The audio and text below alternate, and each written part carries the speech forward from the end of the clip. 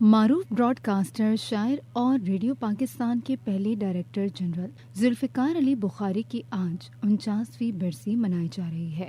زد بخاری کے نام سے مشہور ذوالفقار علی بخاری کو جہان علم و ادب میں زد بخاری کے بڑے نام سے مقام و مرتبہ حاصل ہے۔ زد بخاری 1904 میں پشاور میں پیدا ہوئے تھے۔ انہیں بچپن سے ہی ڈراموں میں کام کرنے کا شوق تھا۔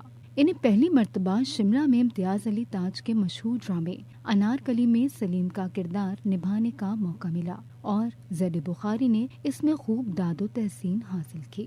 1936 میں جب آل انڈیا ریڈیو کا قیام عمل میں آیا تو بخاری صاحب ریڈیو سے منسلک ہو گئے اور 1938 میں ریڈیو نشریات کے حوالے سے تربیت حاصل کرنے کے لیے لندن چلے گئے۔ 1940 میں وہ joint broadcasting council London سے منسلک ہوئے اور اسی زمانے میں BBC اردو سروس کے لیے کام شروع کیا۔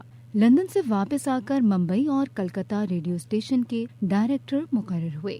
نومبر 1967 میں کراچی میں ٹیلی ویژن اسٹیشن قائم ہوا تو وہ اس کے پہلے جنرل مینیجر مقرر ہوئے۔ زد بخاری کے بارے میں مشہور ہے کہ انہوں نے اردو زبان اور تلفظ کی درست ادائیگی کو یقینی بنایا اور کئی آرٹسٹوں کی تربیت کی۔ وہ ایک ماہر نشریات ہی نہیں بلکہ ایک بلند پایہ صداقار بھی تھے۔